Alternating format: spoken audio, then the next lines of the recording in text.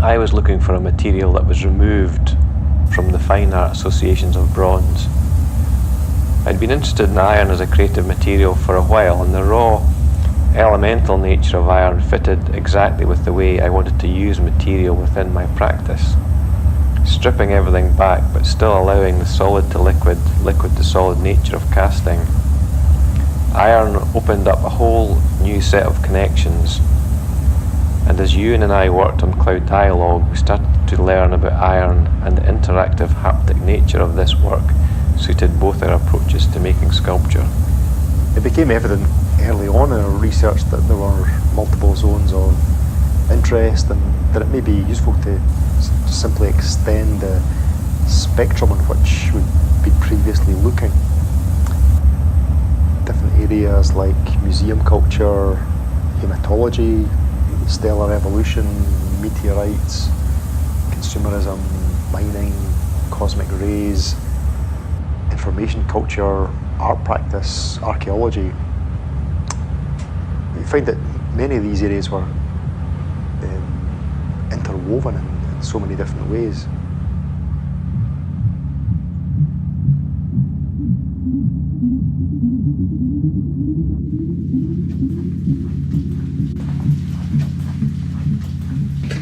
There are many legends and stories about meteorites, but one of the three types of meteorites that do fall is the iron meteorite. Now, iron meteorites are not the rarest of all the meteorite groups, but they are quite rare compared to other.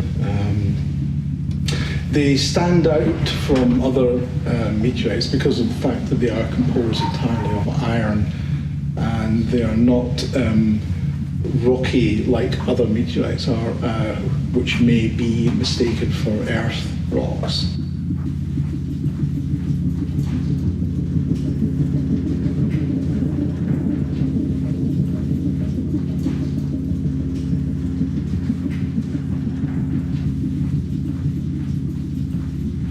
Iron is one of the most abundant metal elements in the universe, really. It's certainly on Earth the most abundant metal atom, and for that reason they're interesting to geologists on Earth, because they may in fact be similar to what's at the core of the Earth.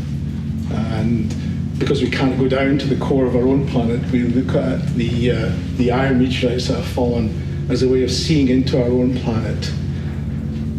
What they found is they can't recreate this in the lab on Earth. It takes millions and millions of years of slow cooling.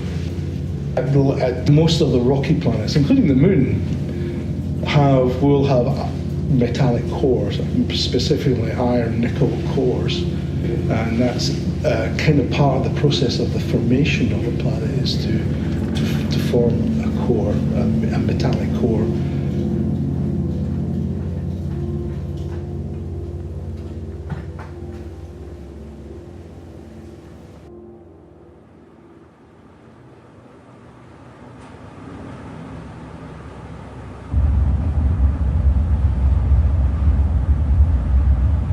For me, it started with a sculptural interest, as Gordon says.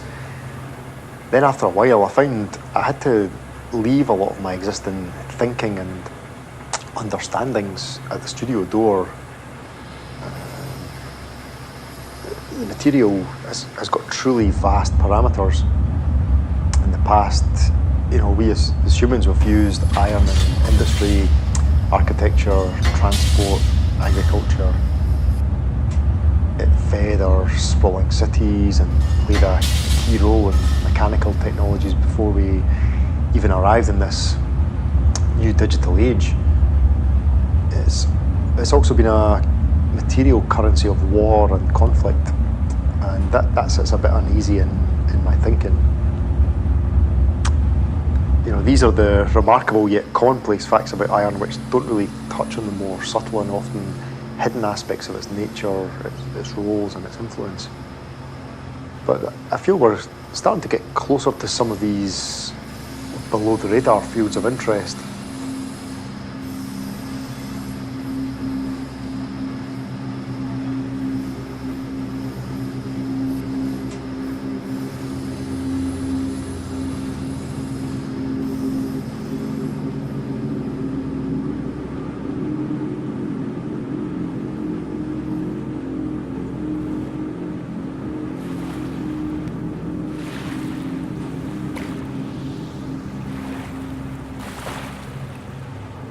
I was aware of the iron mine on Raasay from previous visits to the Isle of Skye, and thought that in terms of the origins of iron, then this would be a valuable site to research.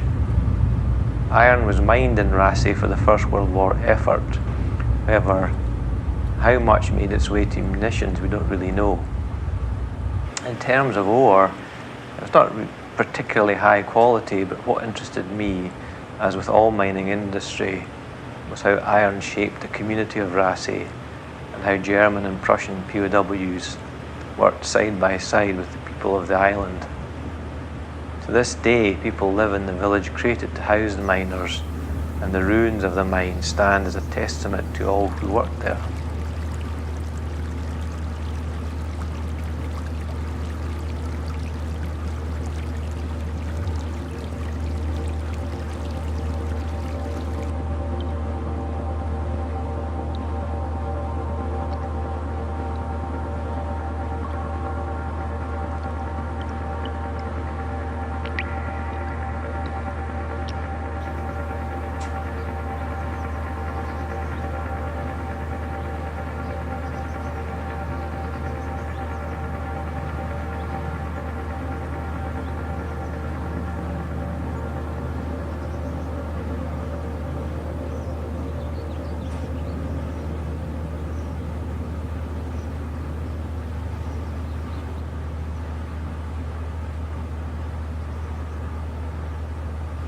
You think that working a material would bring you closer to it, and it does to a certain extent, but going to Raasay, being there, is where the connection moment happened for me.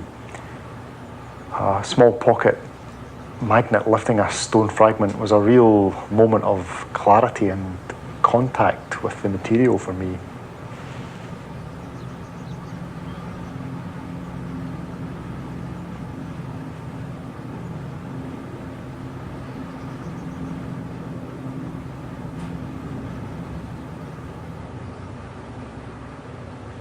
At these mine sites, as we explored the remaining buildings from the various extraction sites, we could start to triangulate prior RED research with our own material and process understandings, as well as insights from John Ferguson, who we spoke to on the island, into the actualities of life and conditions of the folk that worked the mine. The human stories are fascinating. Ingenuity, endeavour in harsh conditions, the unusual circumstances that led to the mine being partly operated by prisoners of war, which even prompted a debate at Westminster at the time over its legality. All these things furthered and deepened our interest.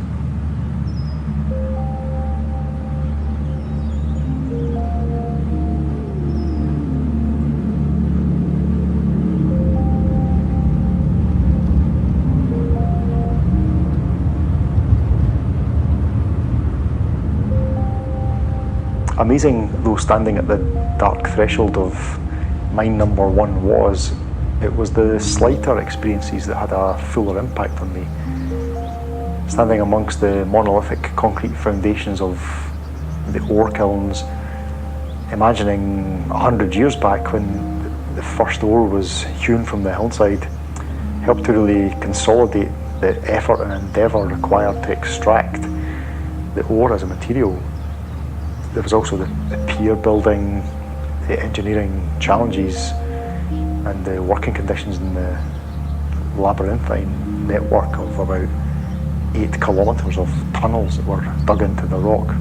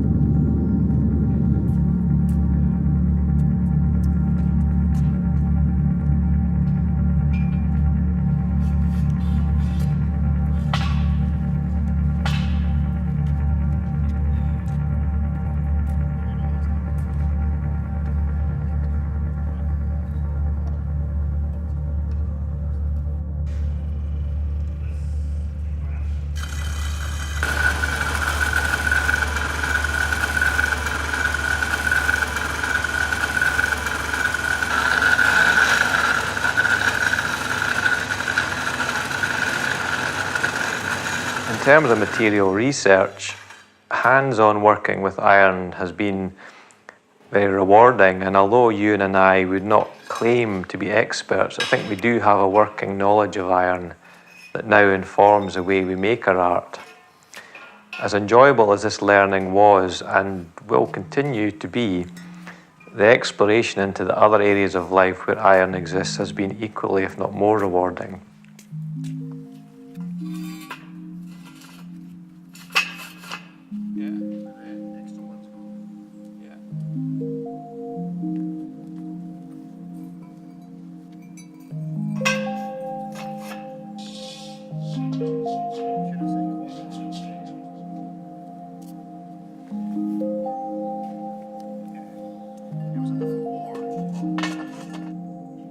For me, iron's draw as a sculptural material stems mostly from its presence. More than from any visual aesthetic or to do with its coloration, for example. I do see it as an essentially monochrome material. Its density, casting fidelity, they both play a part and are linked in with visual aesthetics.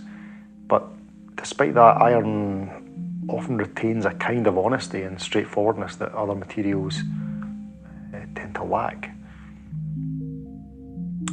It also has challenging plastic limitations in that it doesn't easily weld or patch. In casting it, you have to factor in these limitations and often have to accept its direction of travel.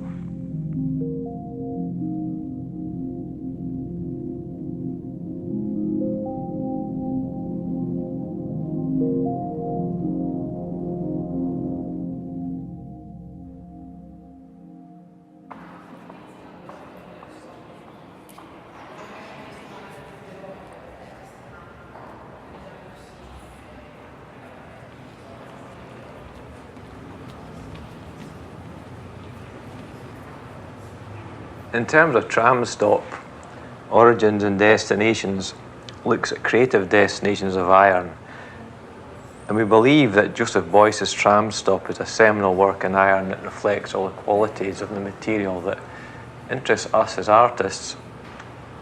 There is something about Beuys's use of iron that cuts straight through the gloss of some art and takes us to pure sculptural poetics. So we travelled to Berlin to film Tram Stop at the Hamburger Bahnhof, and when we got there we were intrigued to discover that, not unlike Cloud Dialogue, Beuys had shown this work in different configurations since its inaugural outing at the Venice Biennale in 1976. And like Cloud Dialogue, Tram Stop lies latent in the Hamburger Bahnhof, inviting interpretation and offering new options and directions for the viewer to ponder.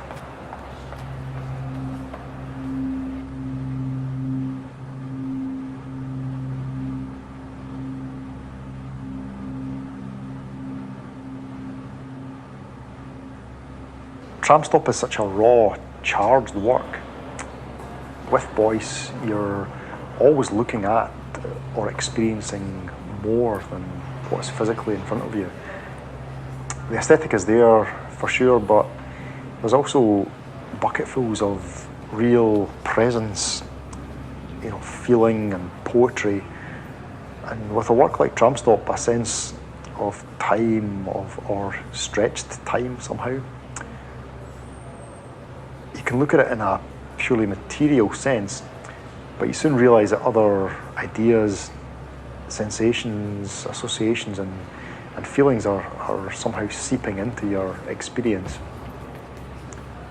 Beuys really employed gut understanding of materials and situations and their associations to generate real creative questions, sometimes simple but sometimes more complex.